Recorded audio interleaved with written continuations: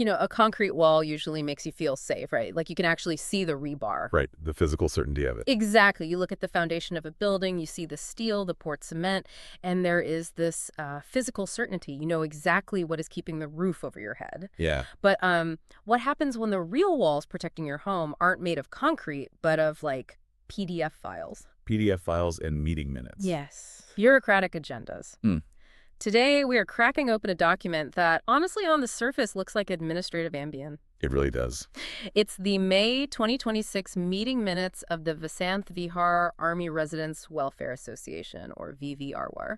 And we're going to show you exactly how fragile the quote-unquote rule of law in a neighborhood actually is. It is a remarkable artifact, really. And we're pairing those official minutes with two other vital sources for this deep dive. Right, the engineering report and the audit. Exactly. There's a highly technical engineering report on local flooding and an independent governance review based on the Lodestar v4.0 framework. Which is fascinating. It is. For those unfamiliar, Lodestar isn't just, a basic audit. It's a rigorous stress test for bureaucracy. It measures transparency, equity, legal compliance, all by analyzing the actual documentary output of an organization. It essentially asks, does this paperwork serve the people it claims to protect, or does it just serve the people who wrote it? Precisely. And, as a listener, if you live in a managed community, like an apartment building with an HOA, or even if you just work in a corporate environment with a board of directors, you are entirely subject to the power of meeting minutes.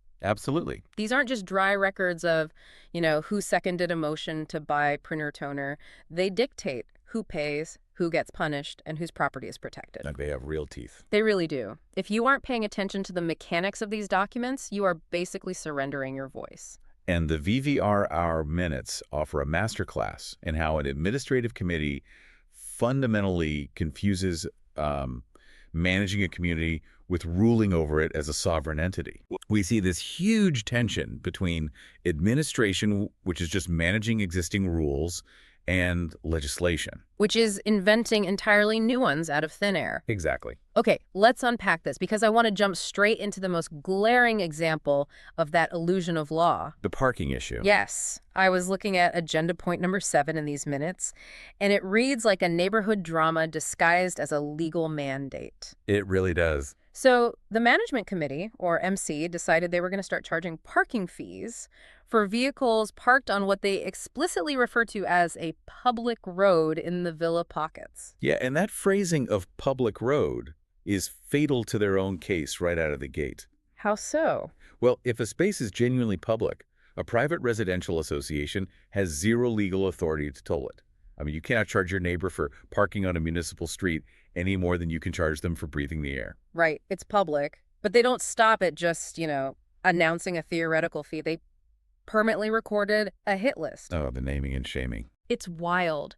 The official minutes publicly list the names, the exact villa numbers, and the vehicle counts of 11 specific residents. Yeah. Like individuals like Briga Sridhar, LT Jen Pindala Nagesh Rao, Kolmohan Kubundra, they are named and shamed in the permanent record. It's pretty bold. And the justification the MC uses is just baffling to me. They state this new fee structure will be ratified in the forthcoming AGBM, the annual general body meeting. Right. So wait, they are punishing people today for a rule they hope to get permission to create months from now. Exactly. It completely reverses the most basic principle of jurisprudence. The law has to precede the accusation. Obviously. And the Lodestar Review highlights this as a severe violation of the rule of law.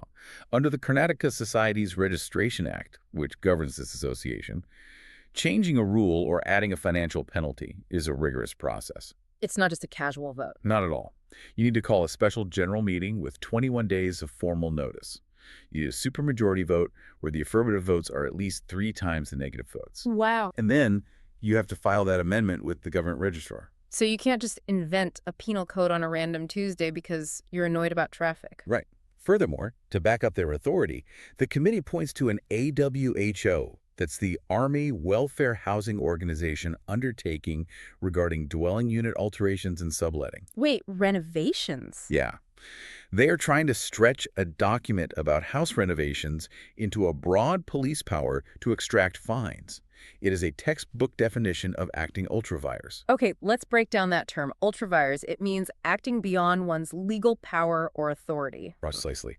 And the Governance Review anchors this in Article 300A of the Indian Constitution, which states that no person shall be deprived of their property save by authority of law. That's a heavy citation. It is. When an association imposes an unlawful monetary burden on your property or reduces your lawful enjoyment of it, they are bumping up against constitutional protections. Wow. Even if the space in question isn't actually a public road, but rather a private, common area controlled by the association, the MC still has to prove they hold the title for it and prove there is a registered bylaw permitting that specific fee. Okay, I want to play devil's advocate for a moment, though. Sure.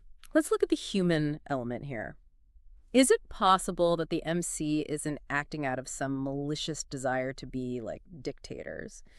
Could it be that they are just frustrated volunteers trying to solve a genuine chronic parking nightmare? It's very possible. Because think about it like a middle school hall monitor.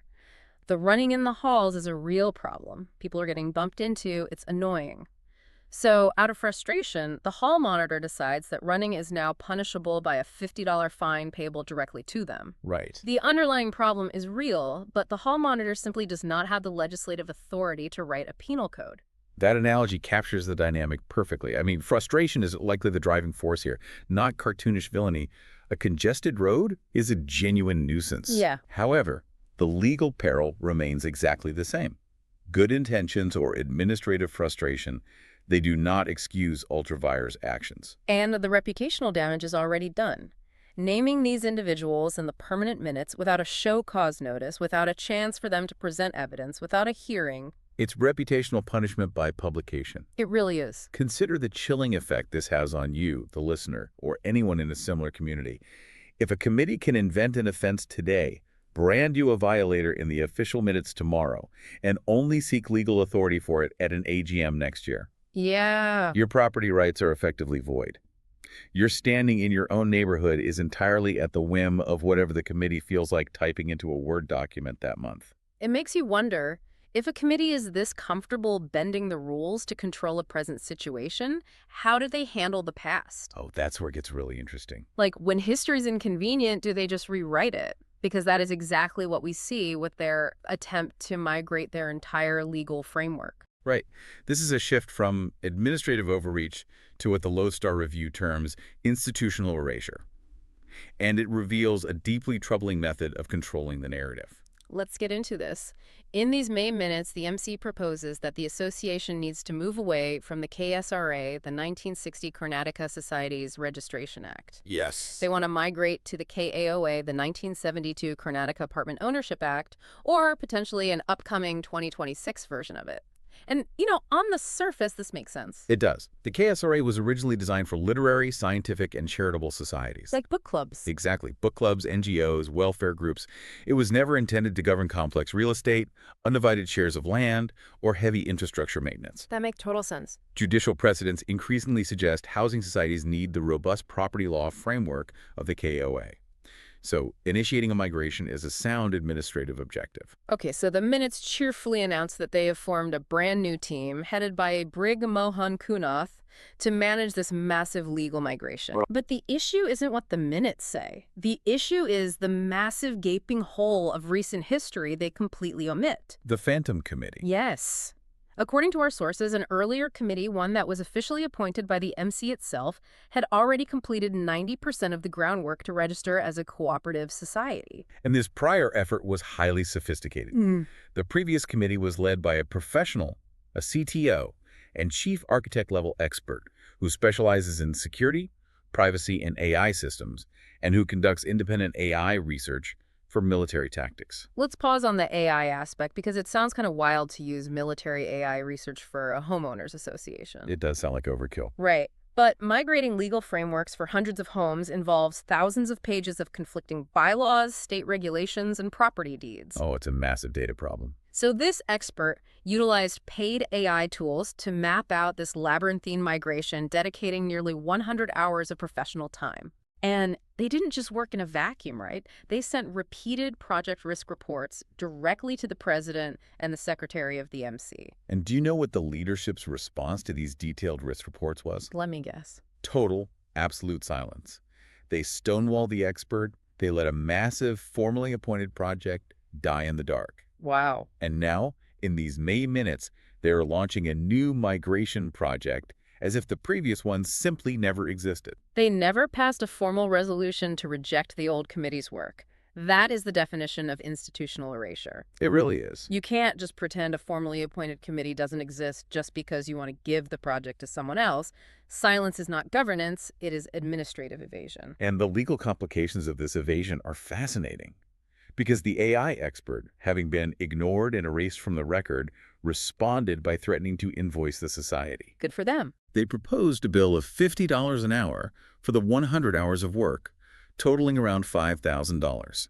The Lodestar Review notes, this is actually a restrained, discounted rate. Because market rate is what, double that? Yeah, the market rate for that level of architectural systems work is closer to $100 an hour. Now, a lot of listeners might hear that and think, wait a minute, you can't just slap an invoice on someone because you're angry they didn't use your volunteer work.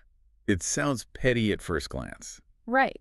It's like baking a massive, elaborate, three-tiered cake for a neighborhood block party. You bring it to the party, but the host hides it in the kitchen and serves a cheap store-bought cake instead. Yeah. You can be offended, sure, but you can't suddenly mail the host a bill for your flour, sugar, and baking time. That's not how volunteering works. It's a natural reaction, but the legal mechanism here is much more nuanced than just anger. Oh, really? Yeah. The expert's invoice rests on a principle in the Indian Contract Act related to conditional pro bono work. Section 70 of the Act deals with the obligation of a person enjoying the benefit of a non-gratuitous act. Okay, let's unpack that. What makes it conditional?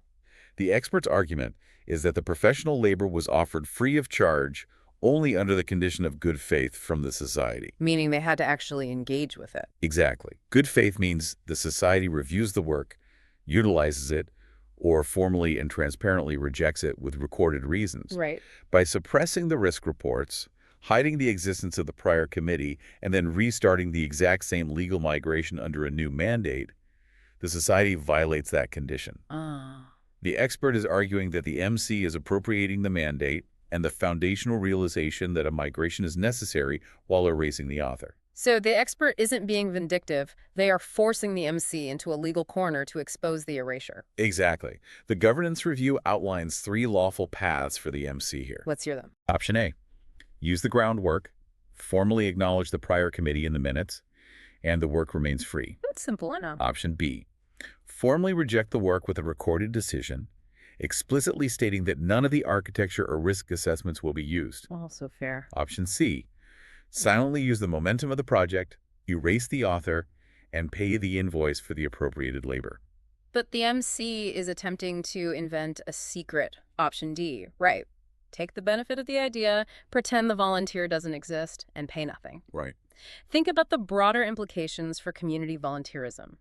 If you are a highly skilled professional offering thousands of dollars worth of specialized labor to your neighborhood, and your reward is having your work buried without even an email reply, you will never volunteer again. No one would. Yeah. And the Lodestar Review applies what it calls the power shift test here. By erasing the old committee and appointing a new one without transitioning the record, the president and secretary shifted credit to a preferred team while making their own lack of accountability for the earlier project disappear. It's a mechanism of control. Which brings us to a much darker application of that control. I mean, it's one thing to erase history to avoid acknowledging a volunteer. Yeah. But what happens when a committee actively suppresses history to weaponize the community's own money against a resident? That's where things get really bad. We see this clearly with the approval of Advocate Reshma Tamaya's contract. Right. This transitions the MC's behavior from administrative overreach into a deeply serious ethical and fiduciary breach. Let's look at the minutes. The MC requests approval for a highly detailed fee structure to initiate a civil suit.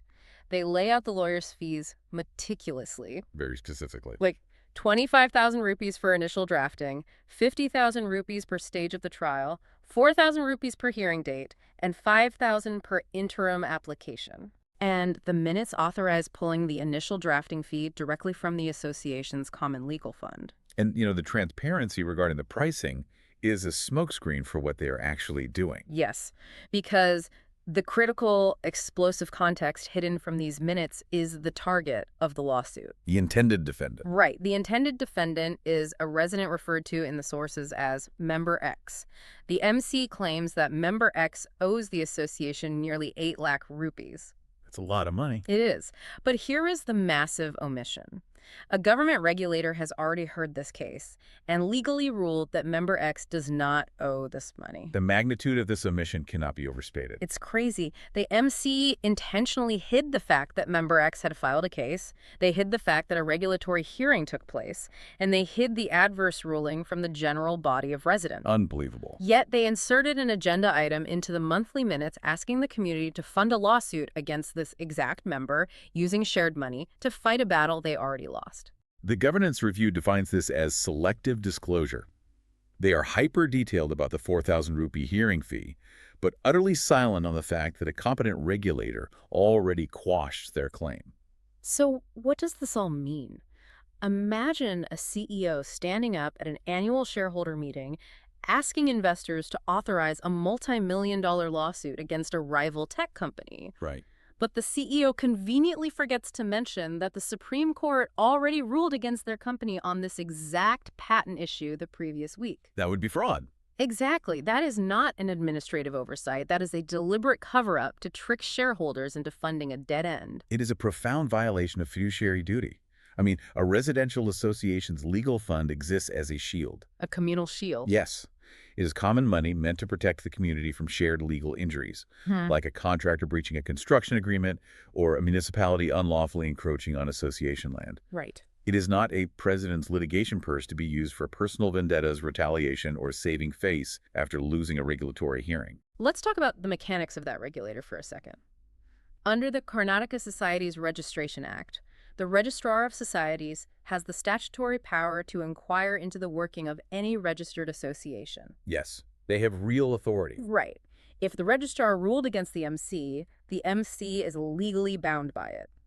To defy that order by secretly using common funds to sue the member again in civil court is governance malpractice. The Lodestar framework applies 2 specific tests to this scenario, and the MC fails both spectacularly. Okay, let's hear them. The first is the beneficiary test. How do the residents benefit from reviving a dead, highly expensive legal dispute that a regulator has already settled? They don't. Exactly, they don't. The residents gain 0 benefit and absorb 100% of the financial risk. And the second test. The leaked memo test. This is a brilliant thought experiment used in governance audits. Oh, I love this one. Imagine if internal emails or WhatsApp messages between the MC members were leaked, showing that they clearly knew about the regulator's adverse order, but deliberately chose to omit it from the minutes while asking for the litigation funds. Oh, man, that would look so bad. How would that look to a judge? It would be irrefutable proof of bad faith. Asking the community for financial approval without disclosing material facts isn't informed consent. It is approval by darkness. Approval by darkness.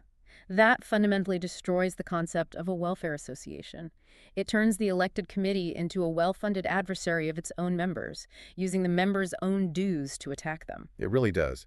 Now, up to this point, the failures of the MC have been largely confined to paper. Right. They are legal fictions, omitted histories, hidden rulings, and contract overreaches. But paperwork eventually has to interact with the physical world, and the physical world does not care about your meeting minutes. No, it does not. Gravity doesn't read PDFs. Which brings us to the Pocket 2 flooding crisis. When bureaucracy meets hydroengineering, bureaucracy loses. This part of the technical source material is just staggering to me. The nightmare. We are looking at a specific geographic area within the community called Pocket 2. For years, it has faced severe existential monsoon flooding. Yeah. During a previous annual meeting, someone proposed a simplistic fix, just rebuild a boundary wall that kept collapsing under the water weight. Band-Aid solution. Exactly. But the community smartly rejected that, realizing they needed to solve the root cause. So they assigned Brig Sridhar to lead a committee to study why the flooding was happening. But true to form, the management committee never officially formalized his appointment. Right. So Brig Sridhar simply did the work himself.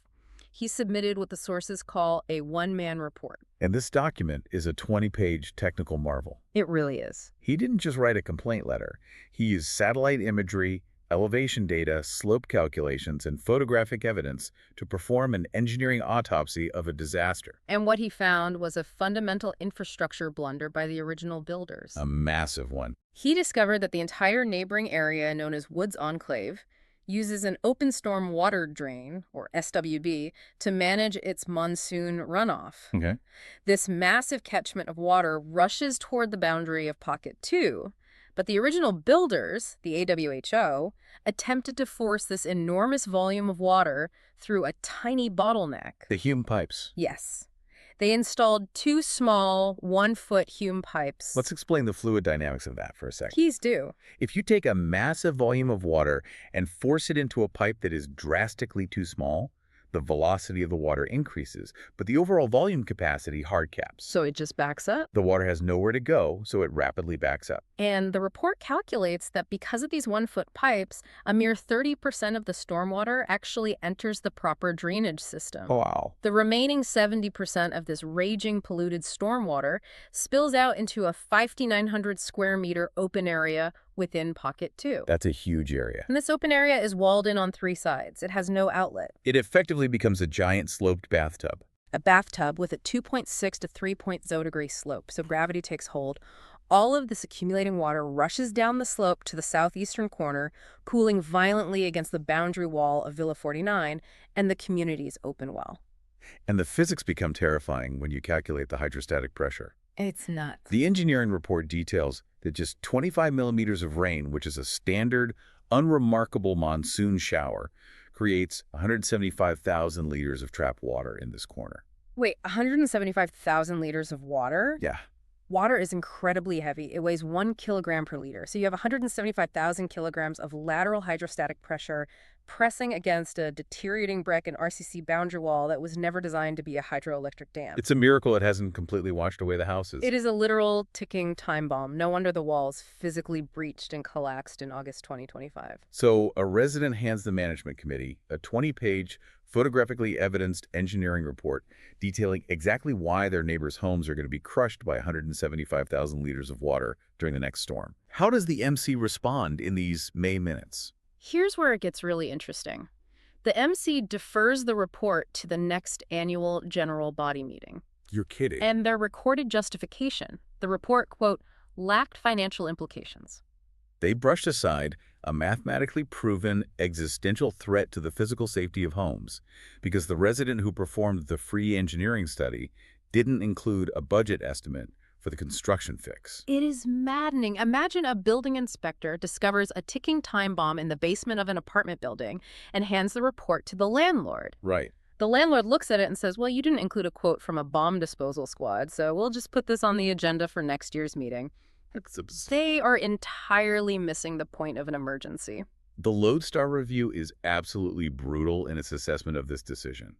It states that if a safety report lacks costing, the lawful fiduciary response is for the MC to immediately commission a professional technical estimate to price the solution. Yes, you hire someone to tell you how much it costs. Exactly.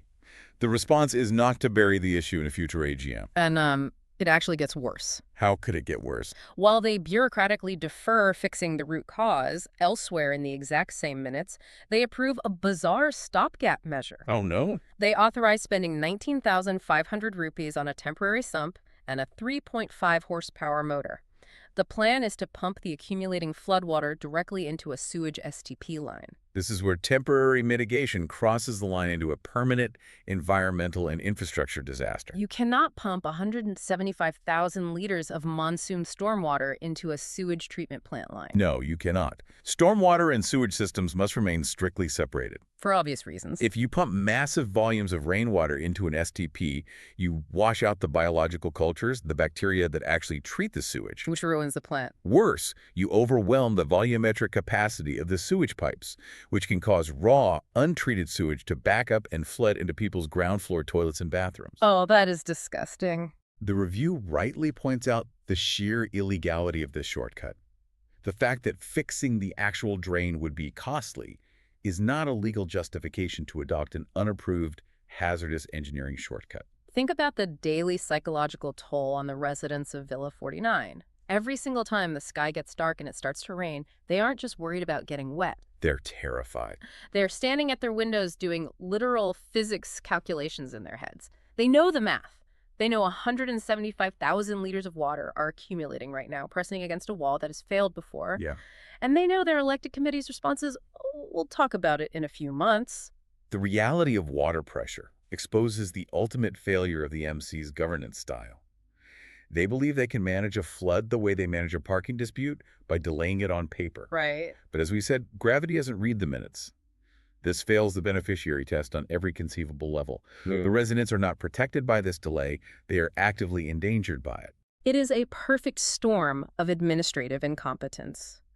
Now, having looked at the major crises, the parking hit lists, the erased AI project, the secret lawsuit, the deferred flood, I want to pivot to the routine business. The everyday stuff. Yeah, because the governance grab bag section of these minutes proves that the MC's confusion between managing and dictating permeates even their most mundane decisions. It is often in the routine contract approvals that you truly see the cultural baseline of a committee. Let's run through a few of these. First, they handled the contract for a security agency. Go ahead.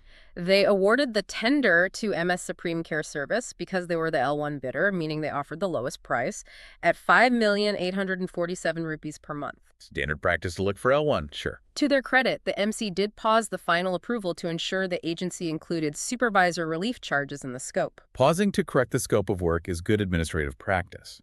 However, the Lodestar Review emphasizes a crucial legal reality that many volunteer committees miss, and that is, L1 is not legality. Meaning, just because a vendor is the cheapest bidder doesn't mean they are legally compliant to operate on your property. Exactly. When an association approves a ₹500,000 monthly security contract, they become the principal employer. Right. Due diligence requires far more than checking the price tag. The MC must verify the agency's Private Security Agency Regulation Act, or PSRR licenses. So they need to actually be licensed. Yes. They must ensure strict compliance with Provident Fund and employee state insurance contributions for the guards. If the agency undercuts the price by not paying minimum wage or statutory benefits, the association itself can be held legally liable for the shortfall. Wow, so the HOA could be sued by the guards. Absolutely. Yeah. The minutes show a focus on the lowest price, but no recorded discussion of liability clauses or compliance checks. It's treating a complex legal liability like buying groceries on discount. Yeah, it really is. Let's look at the next item, EV charging stations. The MC approved the use of MSB multi-story building funds to install an electric vehicle charging station. The justification was actually solid. Residents were creating severe fire hazards by running unauthorized extension cords into the parking lots to charge their cars. Addressing a known fire hazard passes the common sense test of community management. The objective is excellent. But the execution is a governance fail. The minutes state that the terms of usage and payment for this EV station will be decided by the MC. They left it entirely open-ended. You cannot have open-ended discretionary pricing for community electricity. Why not? An EV station is a heavy-load electrical infrastructure. Before installing it, a prudent committee must minute the electrical load study to ensure the grid can handle it. Which they didn't do. They must minute the fire clearance protocols, the exact metering setup, the transparent tariff formulas for how users will be billed, and the insurance liability rules if a vehicle battery catches fire. Right. By leaving the terms to be decided, the MC is demanding the power to invent pricing on the fly rather than administering a set policy. Which perfectly mirrors what they did with the shopping complex rent. Oh, this one is wild. The chairperson of the VVCC unilaterally proposed a 10% rent increase for 6 commercial shops in the community complex, places like the Mini Mart, the beauty parlor, the physiotherapy clinic. Okay. And the MC simply approved it. They rubber-stamped a 10% rent hike starting in June 2026 via a committee vote. From a contract law perspective, this is staggering. The MC is acting like a landlord above contract. Right. An administrative committee cannot unilaterally raise commercial rent by passing a resolution in a monthly meeting. Imagine you sign a commercial lease for your small business. You budget your margins down to the dollar based on your rent. Then suddenly, a committee unilaterally decides your rent goes up 10% next month just because they took a vote on it. It's completely illegal. The only way this is legal is if the existing lease agreement specifically contains an escalation clause allowing the landlord to trigger an increase at this exact time. Right. But if the lease doesn't explicitly authorize that mechanism, the MC is just rewriting private commercial terms by fiat. Yeah. They are treating contractual partners as subjects. They are an administrative body bound by the four corners of a contract, not a sovereign government that can levy taxes. And finally, we see this sovereign mindset in their financial mixing. The accounting. Yes. The minutes note that rodents dug up and destroyed a kitchen drain. It was a hygiene issue, so the MC wisely approved a 1,089,228 rupee repair. But they recorded this expense in the minutes as a loan from the central fund to the VVCC fund. The golden rule of fiduciary accounting is that fund labels matter. They really do. You cannot just call the movement of money a loan to make the ledger balance at the end of the month. If it is a genuine loan, the minutes must reflect the terms, right? What is the interest rate? What is the repayment schedule? Which specific bylaw authorizes the central fund to act as a lending institution? When exactly does the VVCC pay it back? Without defining those terms, it is not a loan, it is fund diversion. Moving money from a restricted fund to cover operational expenses elsewhere is illegal accounting. The same principle applies to their recorded discussion of spending MSB funds on diesel generators. If money collected exclusively from multi-story building residents is spent on infrastructure that does not exclusively benefit those residents, it is unlawful diversion. Okay, but let me push back on this strict interpretation for a second. Sure. From a practical standpoint, is it possible for a governance review to be too rigid? If a volunteer committee is terrified to move money around to fix a stinking rodent-infested drain, or if they have to wait for an annual meeting to adjust a shop's rent, won't the entire bureaucracy just grind to a halt? It's a common fear. Right, because sometimes you need agility over perfect paperwork just to get things done. I completely understand that frustration, and it's a very common defense from volunteer boards. However, efficiency cannot be purchased at the cost of legality. Okay. The danger is the precedent it sets. When a committee blurs the lines of fund labels, when they hike rent without referencing a contract, when they set open-ended pricing for utilities, they condition themselves to believe they hold absolute discretionary power. Slippery slope. Exactly. Today, it's a flexible accounting trick to fix a drain. Tomorrow, it is using the legal fund to secretly sue a resident they don't like. The MC must accept the friction that comes with being an administrator rather than embracing the ease of being a ruler. That is a chilling but historically accurate progression. When you bypass the law for convenience, you eventually bypass it for control. Absolutely. Which leads us to the culmination of this analysis, the Lodestar v4.0 verdict, bringing all these threads together: the parking hit list, the erased AI project, the hidden regulatory defeat, the deferred 175,000-liter flood, the contract overreaches. How does this framework objectively measure the health of the association? Applying the Lodestar test to these specific May minutes reveals a systemic, intentional failure of transparency. Let's walk through them. Let's evaluate the three primary tests. First is the new recruit test. Right. If a brand new homeowner moved into this community tomorrow and read these minutes to understand how their neighborhood operates, what would they learn? They would be profoundly misled. The minutes fail this test completely. How so? A new member would not understand why an AI legal migration project was suddenly killed and replaced with a new team. They would not understand why a lawyer is being hired for 50,000 rupees a stage without naming the defendant or the context of the dispute. Right. The minutes are not a record of reality. They are deliberately opaque. Second is the beneficiary test. Are the residents better off, safer, or more legally secure because of the decisions recorded in this document? Another massive failure. The residents of Pocket 2 are certainly not physically safer by having a mathematically proven flood threat deferred to the next AGM while a useless sump pump is installed. Definitely not. The wider community is not financially safer by having their legal funds exposed to unauthorized retaliatory court battles against a member who already won a regulatory ruling. And finally, the power shift test. Who gains power from these minutes and who loses it? The president and the secretary maintain almost absolute control by dictating exactly what history is recorded in the PDF and what is surgically erased. They hold all the cards. They gain unearned authority.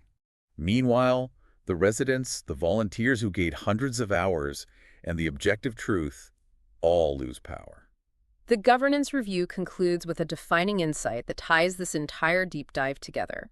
The central defect of this management committee is the belief that Record control is power control. Yes. The MC isn't just making a series of innocent, albeit bad, administrative mistakes. They are actively crafting a cleansed, sanitized version of history in the official record so they can seek fresh authority based on lie. They are curating reality to suit their needs. But the reviewer does not just point out the flaws, Mm. they provide a procedural solution. And it is elegantly simple yet devastating to the MC's current narrative. What's the fix? The Lodestar Review dictates that the MC must issue a formal addendum to these May minutes. They have to put the ghost back in the machine. They must legally amend the record to include the omitted history. They must acknowledge the 90% completed AI project, and they must formally record the regulator's adverse order regarding Member X. Until they issue that addendum, the review declares these minutes procedurally unsafe and legally invalid as a basis for future action. Transparency is the only known cure for approval by darkness. The paperwork has to reflect the actual physical and legal reality, not just the committee's preferred version of it. It's the only way forward.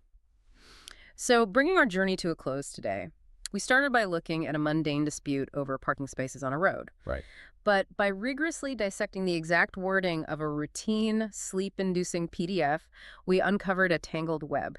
We found institutional erasure of dedicated volunteers, hidden legal defeats weaponized against residents, and a literal 175,000-liter flood threat that was ignored because the math didn't include a price tag. It emphasizes a universal truth about living in modern society. Administration is never just administration.